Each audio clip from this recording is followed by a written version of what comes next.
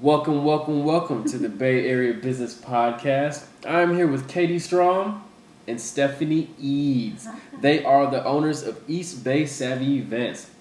So, Katie and Stephanie, tell me what East Bay Savvy Events is about, how long you've been doing this, what do you guys do? How do you add value to the East Bay area?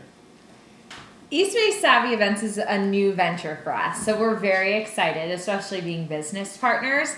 So part of what we do in adding value is really making our event planning services accessible and affordable. And we also host our women's expos, and those are going to be throughout the Bay Area. Those are really exciting. Yeah, on a monthly basis. We've actually been partnered just for a short amount of time. We met in a networking event, actually. What networking event? Go Ramp Up. Okay, yeah. I've heard of that. We met in a Go Ramp Up networking event probably last October. And you guys hit it off, huh? We became friends. Yeah. You know what I mean? There was Yeah. kind of that connection, I think, that it took a while before anything business related. Yeah. Because we both had our own ventures going on. We both had real jobs where we had to go to work at This is a real job. Yeah. What? Okay. A fake job, make believe. This is a fake podcast in our fake make believe world. No, those corporate jobs, those 9 to 5s that you kind of dread waking up to in the morning. You know, where you have a boss that's directing you, and we both had one of those. Okay. So you guys do the women's seminars, events. So, say I'm a small business. Mm-hmm. How can you guys help me out? Or what service would you provide to me? We can actually help out in a couple different ways. So if you're a small business and you're looking to advertise and your target market is a bunch of women, you would want to come and talk to us about having a vendor booth at one of our events. Yeah. If you like to speak and empower women and that's your background, you would want to come talk to us about advertising your business through a speaking engagement at our event. Okay. Or if you are just interested in being around a bunch of empowered business women and you want to attend that event, then you would want to come talk to us about coming to our events.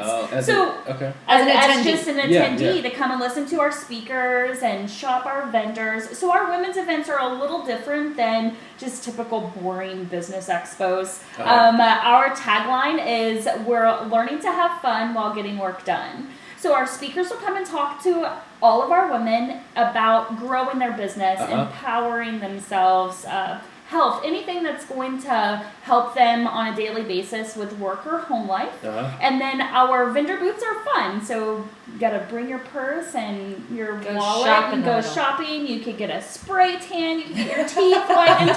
All at this event where you can grow your business. Nice. Yeah. And we spoke about before the podcast started that you actually help out with grand openings. And if I wanted to put on an event, I would hire you guys to help format that before we do all the little work that I don't really know how to do. Exactly. And so we like to let people know, even though we put together our women's events, we're not only for women. So when we would be helping somebody like a small business owner in the local community, a lot of them want to increase exposure, get more people in the door, and the great way to do that is throw a party. Who doesn't like that, right? So if it's a grand opening event, if it's a ribbon cutting, maybe you want to just host a happy hour and bring a lot of the local people together.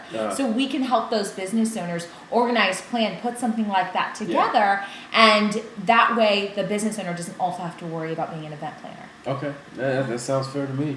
So a lot of people you might know this as well, that the event planner either breaks even or doesn't really make money. What's your way to get around that? Because obviously you guys are successful at it. So how do you guys like, what's your format for making more money than the average event planner? We charge crazy rate. No, just kidding. Get that margin, right? Well, one of the things that Katie mentioned is we keep us affordable to the normal small business owner or solopreneur. Right now, a corporate event planner is going to cost you $7,000 to do an event. Yeah. Katie and I wanted to make sure that you don't have a corporation, you have a small business sitting in Concord, right? You don't have Chevron who has an event planner on staff. Yeah. So we want you to be able to have an event and keep the prices affordable for you. That way, our small business owners around town know that we're the person, the company to come and talk to. So by keeping our prices low, I think that attracts people to just want to have us do events, which also puts us in a very cool position where we can decide which events are going to work and which events aren't. You can pick and so choose. we get to pick and choose the events that we want to throw. Beautiful. So throughout your time in being into this, what has been kind of the speed bump, the kind of the rough moment about it that brought you to your success today? It's pretty awesome. So, it's awesome, right? Our actual business entity, we're doing business as East Bay Savvy Events, but our actual company's name is Poolside Partners. Poolside Partners. Explain that. It's a great story. We love this story. So it was a Tuesday afternoon. How do you remember it was a Tuesday? Because it was like a random day. We should be at work. One day our former employers will see us on this podcast and they'll know what we were doing on Tuesday afternoons. But one of the things that was going on is neither one of us were happy in what we were doing. So we had no sales appointments lined up that day. I call her. It was in between, I think, sales appointments. Something, because you had a 3:30 appointment or something. And it was beautiful outside, and I lived in Walnut Creek, and I had a great pool. It had just opened. So I'm like, hey, why don't you just come over, we'll sit by the pool, we'll chat, we'll catch up, and kind of do a one-to-one with each other. Yeah. And all of a sudden, laying by the pool, 2 hours later, we have a women's event planned. Then it morphed into a business, which morphed into us having to tell the IRS that we have a business entity and having to get a business license. So it all came sitting on a Tuesday afternoon by the pool. Hence Poolside Partners. So it came a lot more out of our passion for wanting to put something together. And because of the success we saw early on, it became a business. At one point we said, why aren't we doing this as a business? It was really started as a way to promote our other businesses and increase sales and exposure. And instead, it really became something that we're like, we could do this every day and get excited. Yeah. So you took your passion and just put some profit into it. Well, one of the things that we really like to do, you put us both in a room of strangers, and we're like in happy land. We're like, let's make new friends. So that's what we get to do. We get to create the room of strangers. And then put ourselves in the middle of it. And then on top of it, get paid to do that. It's pretty awesome. Everybody likes a person throwing the party. Right. You know? You're automatically cool. We're always pretty cool. Just kidding. So, in the East Bay area, there might be some other competition. What is your thought on the word competition? What competition? No. No, I like that. I think the way we see it is, no one offers what we do like we do it. Okay. And because of that, we don't see the competition. Right. If there was actual competition out there, there would be a lot more awesome events being planned. And there will be a lot of businesses that aren't advertising traditionally, and they are advertising through events. So it's our whole goal to teach people that there are alternative ways to advertise their business. Step it up. If that was already happening, it would be being done. Yeah. All right, I can live with that. So, what's your plan for growth over the next year? How do you want to grow? Oh, absolutely. Oh, yeah, absolutely. So, would growth to you mean more events a month, week, or just? It would be expanding our reach. So we're East Bay Savvy Events because we literally live in the East Bay. Yeah. So that's our home target market. But there's nobody saying that there can't be Poolside Partners doing business as North Bay Savvy Events or South Bay Savvy Events. So we chose our name on purpose. And you would license it out, or absolutely. We could license it out, or we have a plan for event directors that actually plan events and become part of our team. Yeah, nice. That's growth. Major growth. Right? So what are you two doing to gain knowledge about your industry right now? One of the things that we're doing is we're visiting venues. We're learning about places where events can be thrown. Finding out how businesses are traditionally advertising or how they're planning events now. That way, we're creating exposure about our services all at the same time. So last week we went and visited the Lafayette Veterans Memorial. Never been into that building. Wouldn't think to go in there. And then you walk in and it's a gorgeous event venue. And we know that in order to find those places, we have to go on field trips. So that's one of the biggest things. Another thing is actually I have been really strategically planning, or not planning, but strategically inviting people to connect with me on LinkedIn who are event planners, maybe wedding event planners or birthday party event planners. Yeah. And creating alliances with them because maybe they don't want to do business events and we don't do weddings. So figuring out strategic alliances. We can help each other learn. Absolutely. Yeah, so if a party planner doesn't want to do a corporate event, they could throw them to you and boom. Absolutely. Yeah. They might think it's stale and boring, but we love that. Because we'll bring the fun. We'll infuse that stale, boring corporate. That's why we're learning to have fun while getting work done. Well, give me a couple. Say there's a young girl, she's looking up to you two. What would you tell her to get into your shoes when she gets older? Like any advice? I would say, when I was a kid, I literally was told and had that belief that you can do anything that you set your mind to, where there really aren't those limits. And I think that so many times you kind of have this box that you create around yourself and say, okay, these are my only options. But don't let other people who tell you can't hold you back from your dreams, because somebody else is always going to try and push you down because they don't have the confidence in themselves that they could do it. But it doesn't mean that you're not going to be able to. Yeah. So that, and to find your support system, the people that are going to support you while you open your wings and jump. Yeah. That's the only way to know that it's going to work, and that's literally what we both did. Yeah. Left our corporate jobs, opened our wings, and hope that we learned to fly on the way down. Yeah. So have you guys, throughout your entrepreneurial journey, it's lonely. I mean, it's ugly and it's lonely, but it'll be fulfilling. Have you lost friends or family members in this trek? Because you're quitting your day job and your family's probably looking at you like, why are you quitting your day job? Family's a little confused, but we're really not lonely because we went into a partnership. Yeah, yes. Partnership is a beautiful thing. That's important. Because if she can't do something or can't be somewhere, I'm there. I would say that having a partner, if you can and you trust and really work well with that person, because it can also probably be pretty bad if you pick the wrong partner. Yeah. I hear about that so much. Yeah.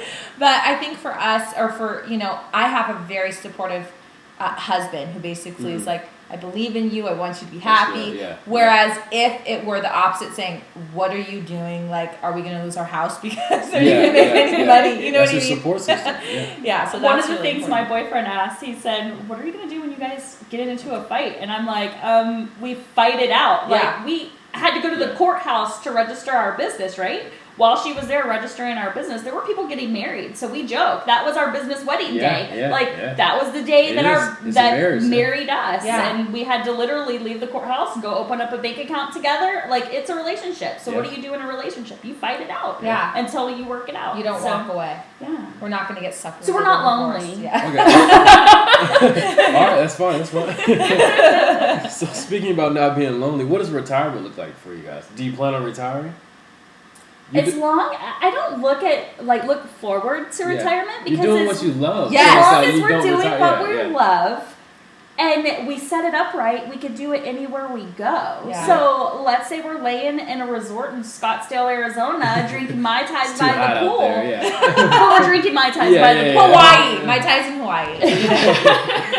But, I mean, retirement could be awesome if we have ourselves set up right within our business. When you love what you do, you're not counting down the days. Yeah. I remember I used to think, oh my gosh, do I have like 20, 30, 40 more years of work? Like I would do the retirement calculator and I would just be like, oh, this is miserable. And now it's just, when you love what you do, you don't see it as, oh, I have to have a solid end date. You know? It's beautiful. So what are you guys going to do this year to give back to the community? We've actually already started. No, just kidding. She can be the mean one, and I'll be the giving one. Yeah. We've actually already started. So with our women's events that we put on, we have amazing prizes that we're going to be giving away during the event to the people who purchase the door prize drawing tickets. And all of the proceeds for the door prize drawing tickets will go for Wardrobe for Opportunity, which is a local nonprofit headquartered in Oakland that helps people who are looking to get into the job force or back into the job force who maybe can't afford to buy, wear to work attire. They help them get dressed to go to work. Beautiful. So it kind of fit right in. We're women. Yeah, we like to get dressed. So let's help other people do it. And it works out great. So cool. we're already partnered with Wardrobe for Opportunity. So we're already working. Nice. How did you form that partnership? Well, Katie mentioned it. I knew that there had to be something out there like that, but I didn't know that there was a local nonprofit that did that. And Katie mentioned it, and I literally just talked to the girl that was in charge of direct events or whatever she does. Yeah. Sorry, I don't know her title. But she was super excited to know that we were going to be, raising money to give to them, and there will be marketing our events, and we'll be marketing their organizations. Nice. Strategic alliance. Good stuff. Strategic alliances. It's huge. So recommend one personal development book and one business book for our listeners or for our viewers. She's my reader, so I read through her. So you read, okay? Yes, I love to read. I get the Cliff Notes later, so reading is huge, yeah. So I actually brought the books because they were sitting on my bookshelf. I got so excited. I was like, I have fabulous books. Okay, that's a good one. A lot of people have probably heard of this. It's How to Win Friends and Influence People by Dale Carnegie. I wish I pulled out one of the original copies of this because my grandfather gave this to me probably 20 years ago when he was still alive, and I was so insulted. I said, what, he thinks I don't know how to make friends? I didn't get it. And it wasn't years later until I was in sales that I really understood the magnitude of what this book has to offer. It teaches you how to be, how to treat people. I mean, it's so applicable to life and to business, which this book also is applicable to both. It's The Art of Possibility. So I don't know if you've heard of this book. I actually was able to hear Benjamin Zander speak, and he was phenomenal. Basically, it helps you understand if you just have a vision of the possibility of what you can attract in your life, how much more you can achieve. And so that is just a very inspiring and practical read. And I think both these books have applications both personally and professionally. So nice. So you can take them and apply them to both walks of your life. Yeah. It's beautiful.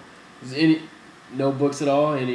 Or do you I've actually read How to Win Friends and Influence People. So I've been in sales my entire life. So if I was going to choose one, I'm not a big reader. I'm more quotes related. So I'm a Zig Ziglar, Brian Tracy, Jim Rohn, all of them. So I'm very into the quotes side of things. It's shorter. I'll get a quote from you at the end of this. All right, so think of one. You like fun Google. I don't have fun ones, so I just see them and I'm like, oh, that's great, and then I'll share it on social media, or I'll make it my tagline underneath my signature block on my email, and change them as another good one comes along. Nice. Okay, that works. All right, so who are your influences and how did they influence you?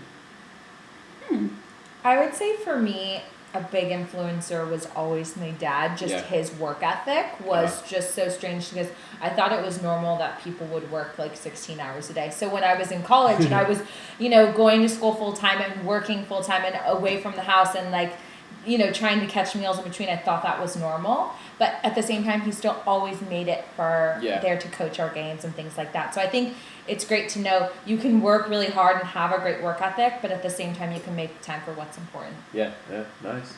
Yeah, and it's funny, I grew up in a family that everybody had a shift worker job. They either worked first, second, or third shift in a factory. And as I was growing up, I always said, I'm going to own my own business. I didn't know what aspect that was going to be in, if I was going to be a real estate agent, or if I didn't realize what that was going to turn out to be. So as I was growing up, I would really look at the women who were putting businesses together and coming up with ideas and turning that into money. So as I started networking and meeting people who had their own businesses, just being around people who own their own businesses, it doesn't matter what type of business. It could be a lawn care business. I just think it's amazing that people have that ethic, that they can wake up in the morning and motivate themselves to go make money for themselves. So there's not one specific. It's just business owners, small business owners are very motivating to me. Okay, and you spoke on networking events, and I want to get some tips for me and for the viewers. Give me 2 tips on how to be successful in a networking event. Like one event. Like we what? love this topic. I can tell, yeah. I first walk into the room, I don't know anybody in there. You know, I've got my polo, I got business cards in my pocket. Tell me what to do. Go up and hug stranger. No, just Can I have a hug? That's what I do. She loves it. It's funny. I walked into my very first networking event last September. Okay. And when I walked into the room, I thought everybody was going to be my client. I sold credit card processing. So everybody could have been my client, you're right? merchant service person. I was the merchant services. Hardest job in the world. So I thought everybody in that room, when I walked out, was going to sign a deal with me and I was going to be their credit card processor. Yeah. Big mistake.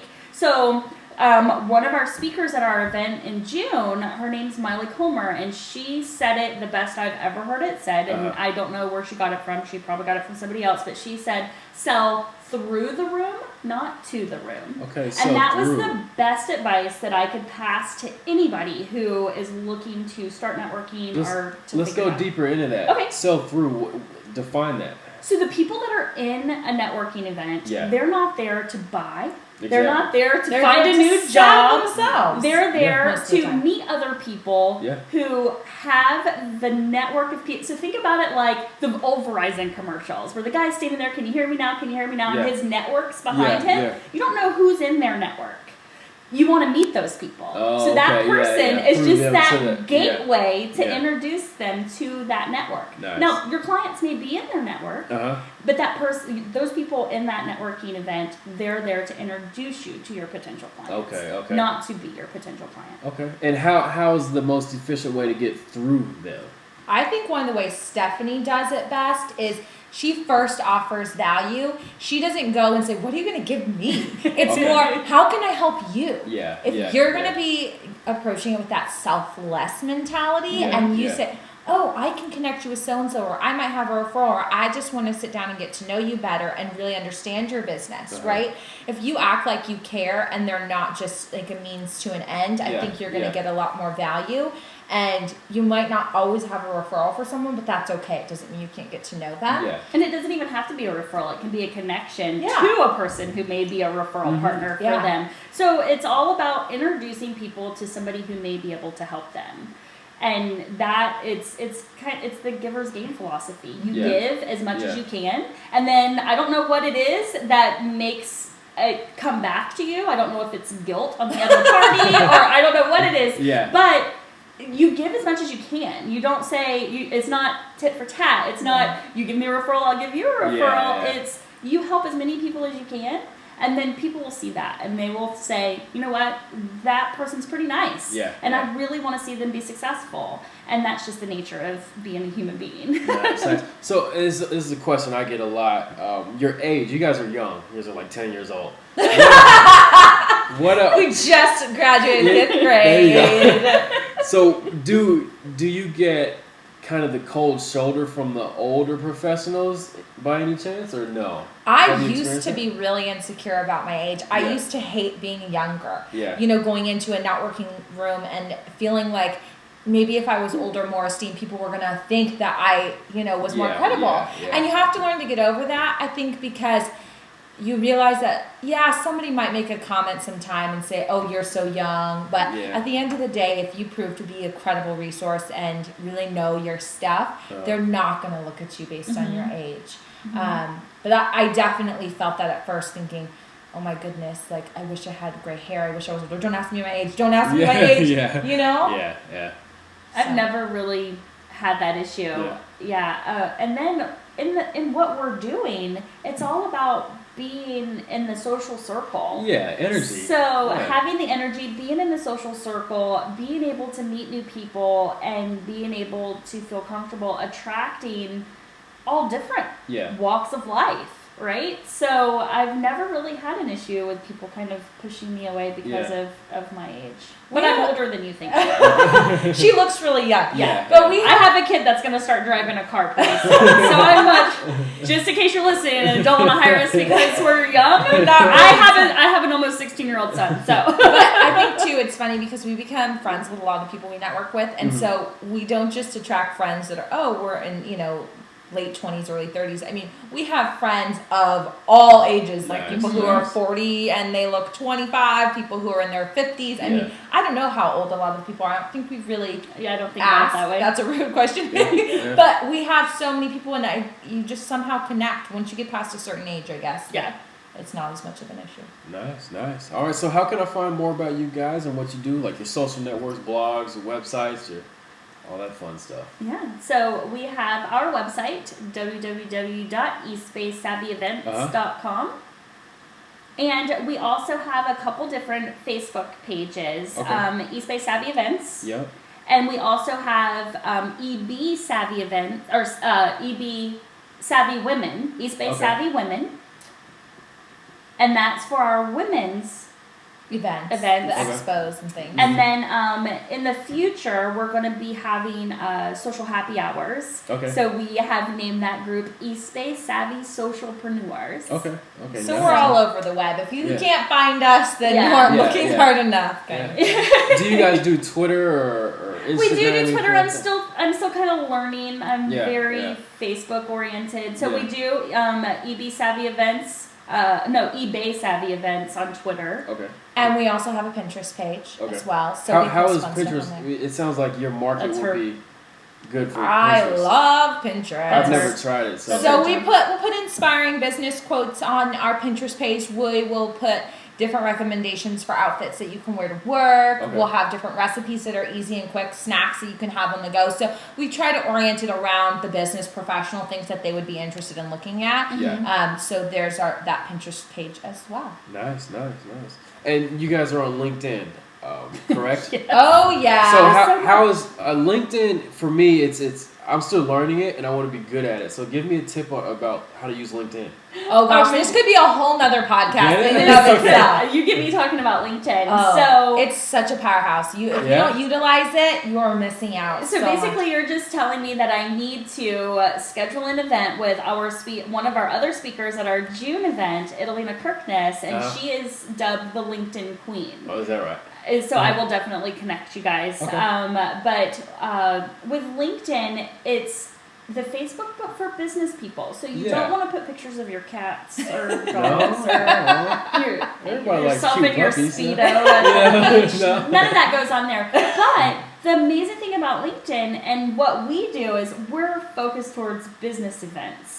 So all of the business people that we're looking to meet and talk to, they're right there on LinkedIn. I could read their biography that they've got written out for me and know exactly how they would fit into being invited to one of our events or becoming part of our group. So the one thing about LinkedIn is you don't have to update it quite as often as you would have to your Facebook. So once a week update on LinkedIn is great. And you can actually create groups. So be involved in groups that make sense for your business. And then comment or add value in those groups. Add value, If you're going to give somebody a piece of information, a tip or a pointer, or answer their question, they're going to say, oh, who is this guy? You know what I mean? Who is this person? Why should I be looking at them?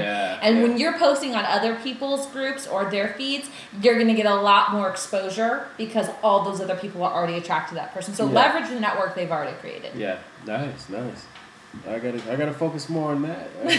LinkedIn is because business to business is where I'm at. So there's a lot of businesses on LinkedIn. So. Absolutely, that is going to be a huge place. Create a business page on every social media platform, and with any social media platform, be engaged in what other people are saying, and don't be salesy. Don't post an advertisement that says, "Hey, come see me, and I'll give you 20% off." Ask a question. Ask something that'll get people thinking, or say something that's going to have people want to respond to that. So the more comments that you could get people to make on your pages, the more exposure your page is going to get to other people. That's true. Somebody comments on their page, it'll show up and say so-and-so commented on your page to their network of people, and they'll want to know who that group is. So that's how you get more followers, you get more likes.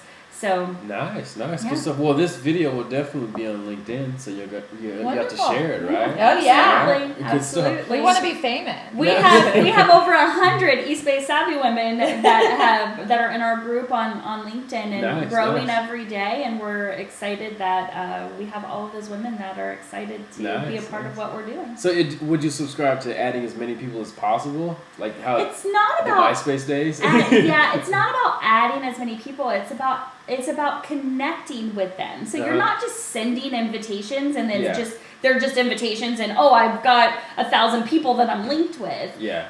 When you send that, there should be followed up by, hey, I'm Stephanie, I see that you do this and it really interests me. We should chat more to see how we can partner together. So think about LinkedIn as a completely different networking group. Yeah. You're in a room of a billion strangers that are on LinkedIn, and you get to make friends with as many as you can. So it's not just, hi, I'm Stephanie, and you walk away, because that's what the invitation is. It's, hi, I'm Stephanie, this is what I do. Tell me a little bit more about you. Yeah. And you do that through chat. You can do phone chats, and that's how you can ultimately make your brand nationwide. Nice. You guys are good. You guys added some serious value here. All right, so here's the last question. And both of you can answer it in your own respective ways. But if you had a friend come into town and they're starving, they got to eat, right? Where would you take them to get a meal that best represents the Bay Area? Oh, that is a tough one. There's so many good places to eat in the Bay Area. Okay. And I'm not from the Bay, so that's what makes us a little different. Yeah. I am an implant, and she is from here, so I would call Katie. Okay. So, Katie, the spotlight's on you. I know, right? Well, if you ask me for brunch, I would say to go to Scott's Brunch. I did the Mimosa Brunch yesterday, and it's phenomenal. That's where my Rotary Club meets at. Oh, yeah. If you do the Scott's Mimosa Brunch on Sunday, don't have any plans for the rest of the day unless it includes napping. But it's fantastic. Can we name drop? And the president of Scott, Steve Figaldi, should be very happy that we just advertised that. Maybe linked on it, yeah. No, that is serious. I did go there yesterday, so that's my I saw true. pictures, Yeah, but what about you? Any other places? So when I think about the Bay Area, I think about Embarcadero. Okay. And some of my favorite restaurants are right there along the riverfront. Not the riverfront, the bay. Sorry, I'm from St. Louis. It's the river in St. Louis. Along the waterfront down there. It's hard because there's a lot of them. I mean, there's the waterfront bar and restaurant that's sitting right there. That's one of my favorites. And when you see movies, that's where they're filmed at. Whenever the Bay Bridge is in it, it's right there on that. There's an endless amount of places. It's true. But if you're new and Epic Roast House, oh my goodness. It's right next door. See? Right next door. But we love to make friends with people. So if they're new to the Bay and they don't have friends and they want to go to eat, they can call us up. They can message us on LinkedIn. And we might take You guys heard it here first. Call Katie and Stephanie if you want to eat. And you want to take us out. Oh, yeah. You can pick up the tab. We forgot to say. Good stuff. Well, thanks for taking the podcast. You guys added a ton of value. The books you gave, those... I read one of them. I'm gonna look into the Art of the Possibility. I've seen that one before. I just haven't opened it up yet. That's great. You spoke on you can do anything you set your mind to. Your father said that. It's huge. Keep perpetuating that. Poolside Partners. You guys met at a poolside. You guys been having fun ever since. So once again, thanks for taking the podcast and signing out. I'll see you guys at the top. Thanks.